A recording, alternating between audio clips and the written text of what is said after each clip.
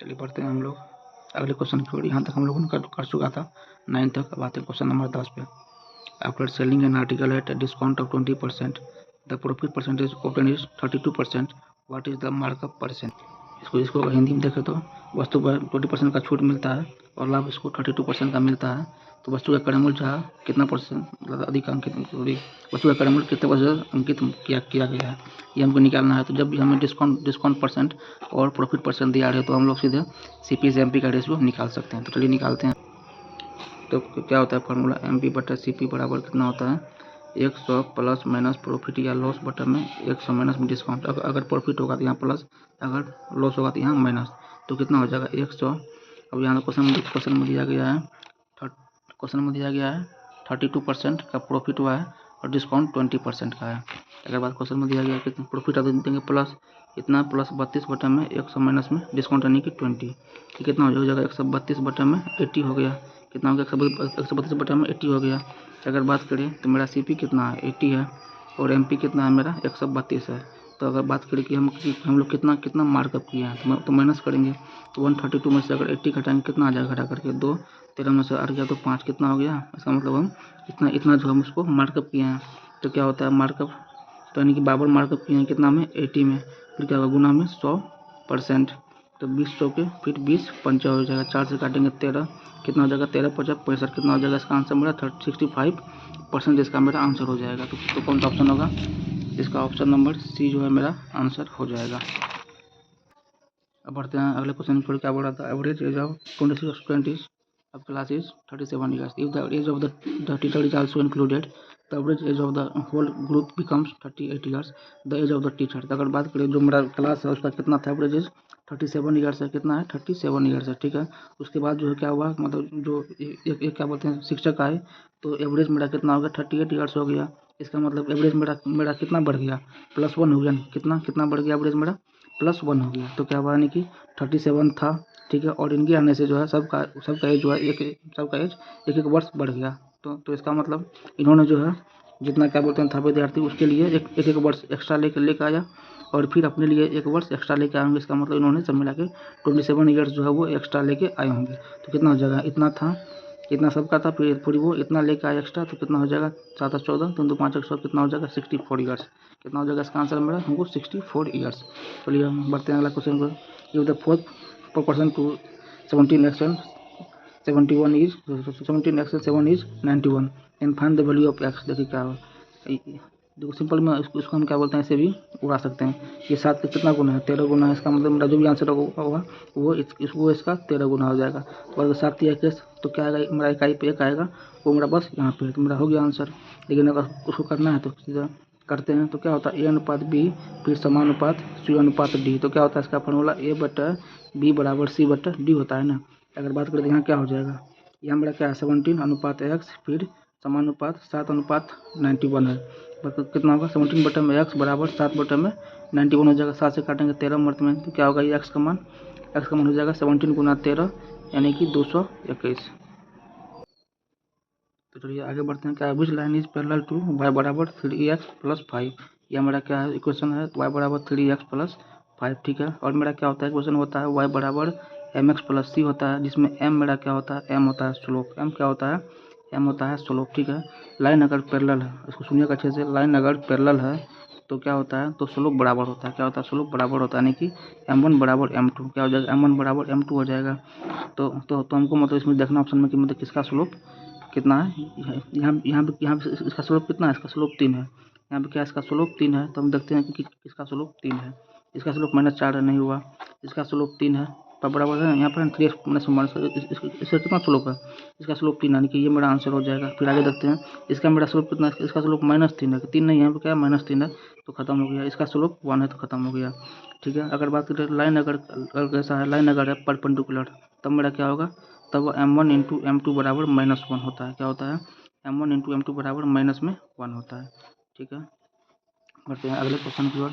तो क्या बोल रहा है कि the largest 4 digit number which when divided by 14 9 and 6 leaves remainder 2 in each case. अब देखिए इसको भी हम लोग उड़ाएंगे ऑप्शन से। यहाँ पे क्या बोल रहा है कि अगर उसको 9 से भगा दें तो मेरा कितना शेष बचेगा, कितना बचेगा रिमाइंडर 2 बचेगा। इसका मतलब क्या हुआ, इसका मतलब ये होगा कि मेरा आंसर वो होगा जिसका डिजिटल सम कितना होगा, जिसका डिजिटल सम मेरा कितना होगा 2 होगा। यानी कि अगर हम 9 से भगा देंगे तो शेष कितना बचेगा, 2 बचेगा। चलिए पहले इसको समझते हैं। एक एग्जाम्पल से मानिए कि मेरा 20 कोई संख्या है, इसको हम अगर भगा देंगे 9 से तो क्या बोलते कितना कितना बचेगा, रिमाइंडर कितना बचेगा, 2 बचेगा। इसका मतलब इसका जो है कितना होगा, डिजिटल सम कितना हो जाएगा, इसका जो है डिजिटल सम मेरा कितना होगा, 2 होगा। ठीक है, जोड़िए 2 + 0 कितना हुआ, 2 हो गया ना।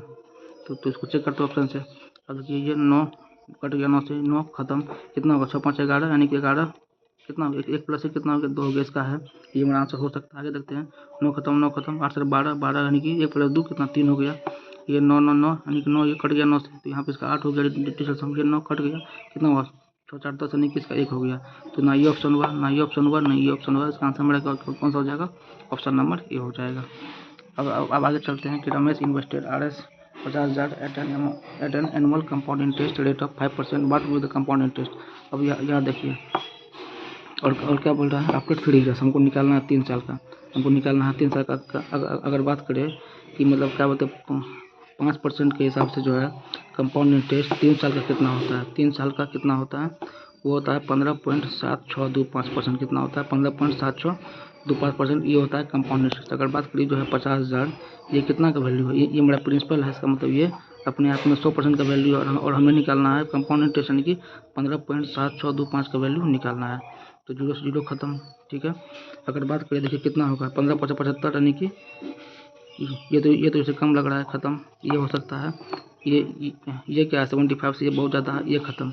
ये मेरा क्या 75 से थोड़ा सा ज़्यादा है, तो ये भी मेरा आंसर हो सकता है। अब देखते हैं कितना हुआ 15 × 75, चलिए मान लेते हैं कि ये मेरा 15.8 है।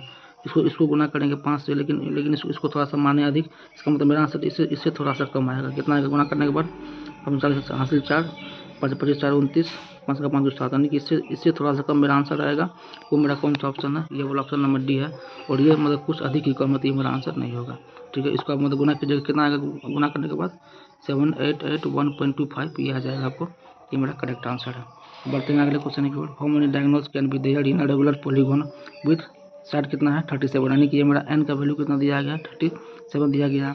क्या होता है फार्मूला इसका, नंबर ऑफ डायगोनल्स का।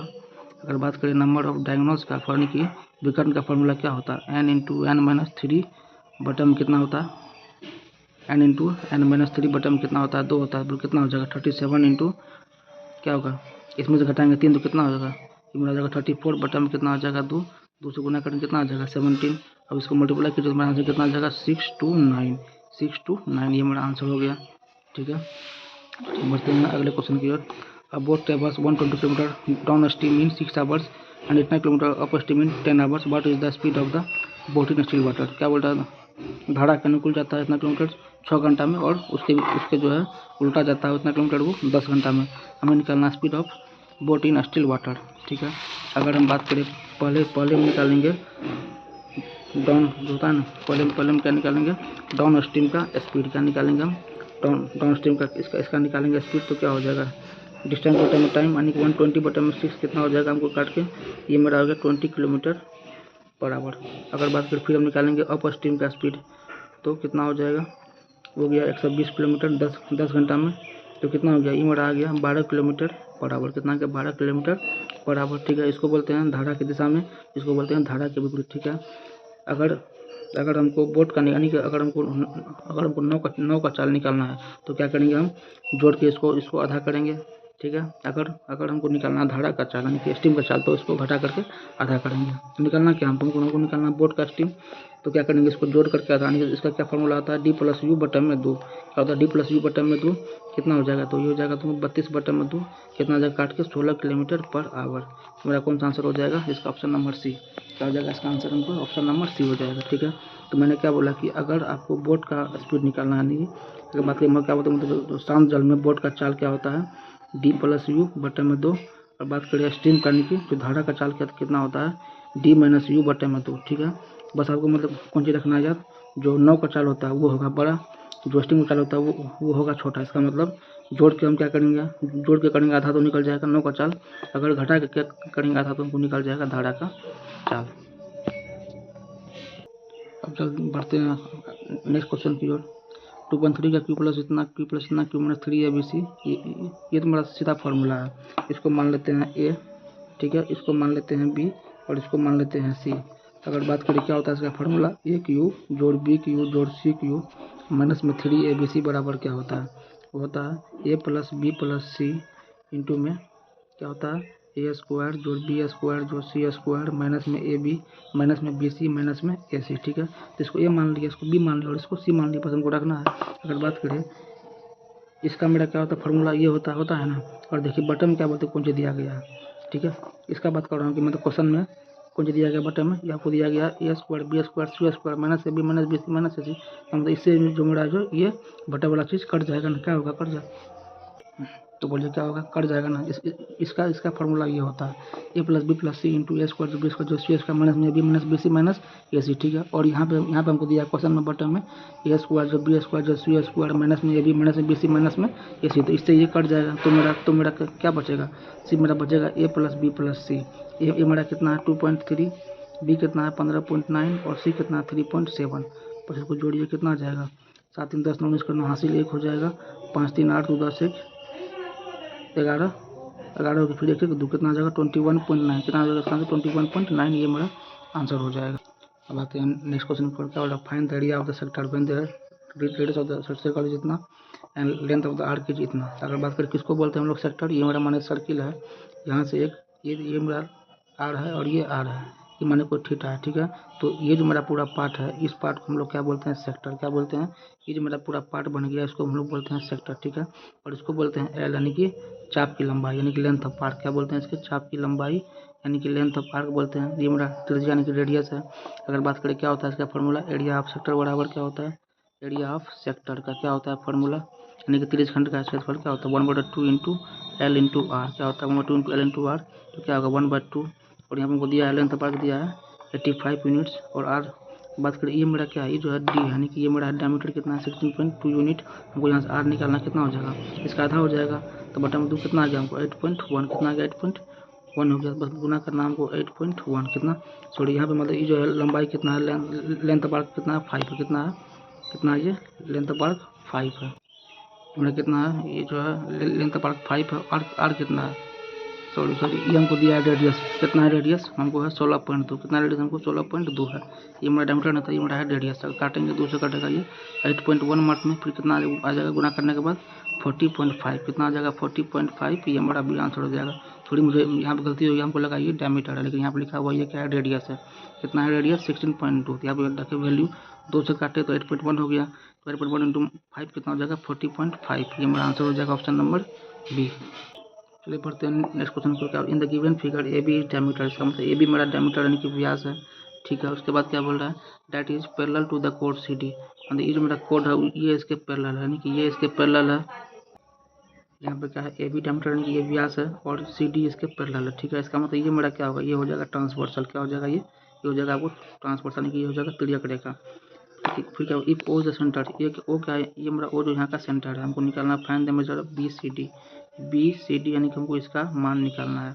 अब यहाँ देखिए इसका वैल्यू कितना दिया है 66 डिग्री। और देखिए मतलब जब भी क्या बोलते हैं क्वेश्चन में दिया रहेगा डायमीटर, तो वहाँ पे हमको एक थोड़ा लगाना ही लगाना है। क्या मान लीजिए ये मेरा सर्किल है, क्या ये मेरा सर्किल है, मान लेते हैं ये मेरा डायमीटर है, ये भी मेरा क्या है डायमीटर है। इसका मतलब इसके द्वारा जो यहाँ पे एंगल बनेगा सर्कमफ्रेंस पे यानी कि परिधि पे, वो हमेशा कितना होगा, वो होगा 90 डिग्री, कितना होगा वो हमेशा होगा 90 डिग्री। अब देखिए ये मेरा क्या है डायमीटर है, इसका मतलब इसके द्वारा जो यहाँ पे ये पूरा एंगल बनेगा सर्कमफ्रेंस पे, वो मेरा कितना होगा पूरा, ये कितना हो जाएगा, ये पूरा हो जाएगा 90 डिग्री। ठीक है, ये कितना हो जाएगा, ये होगा मेरा 90 डिग्री, जिसमें से ये मेरा कितना है, ये मेरा है 66 degree.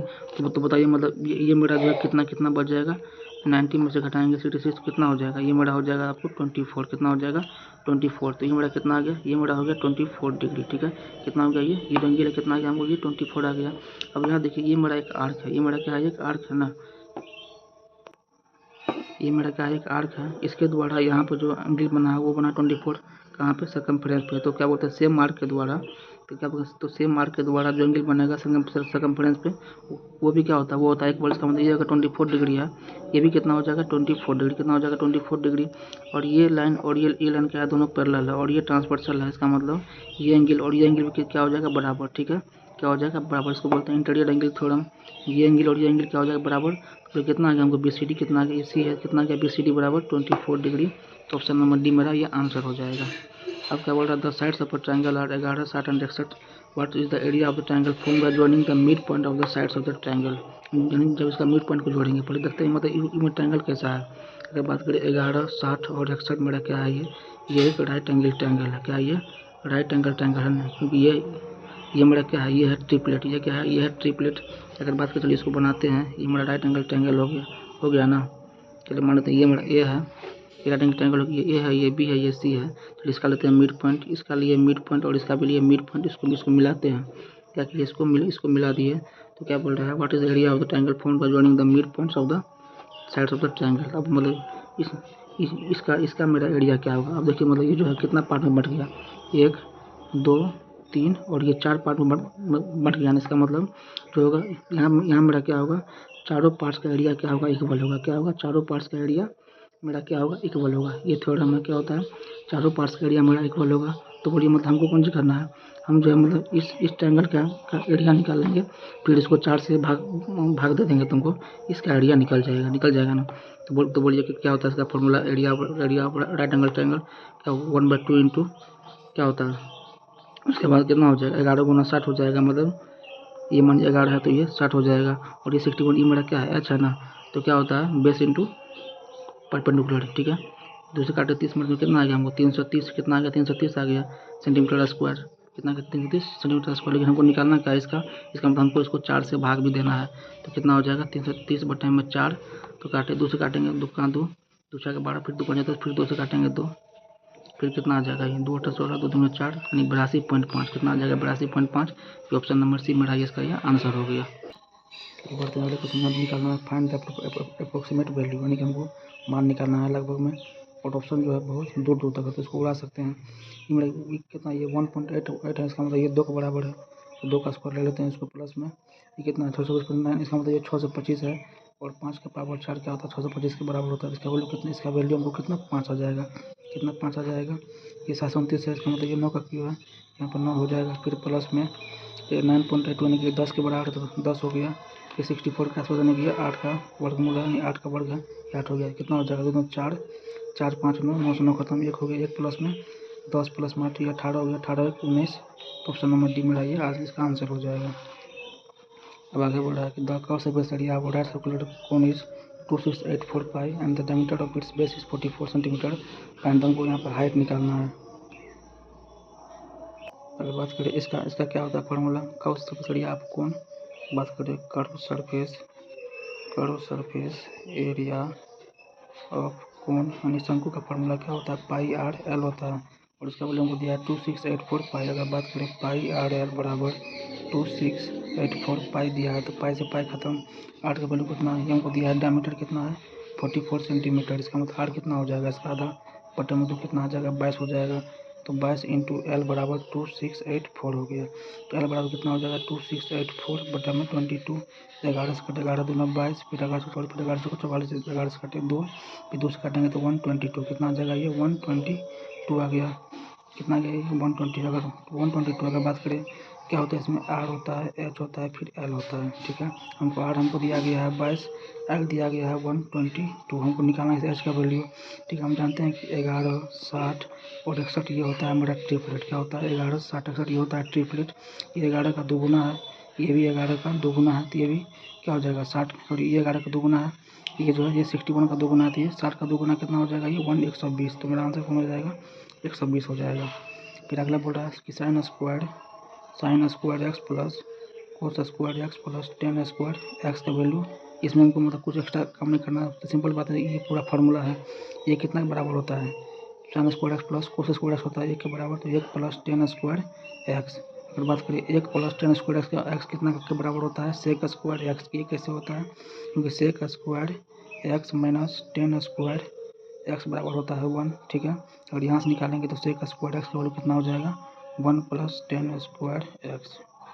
Option number C answer. Thank you आप सभी को। मैंने आपको एक मॉक टेस्ट करा दिया है। अगर आपको क्या बोलते हैं मॉक टेस्ट अगर अच्छा लगा तो प्लीज़ इस वीडियो को आगे भेजिएगा। एंड जो मेरा चैनल है इसे सब्सक्राइब कीजिएगा और वीडियो को लाइक कीजिएगा, जिससे कि मैं और भी आगे इस टाइप का मॉक टेस्ट बना सकूँ। Thank you.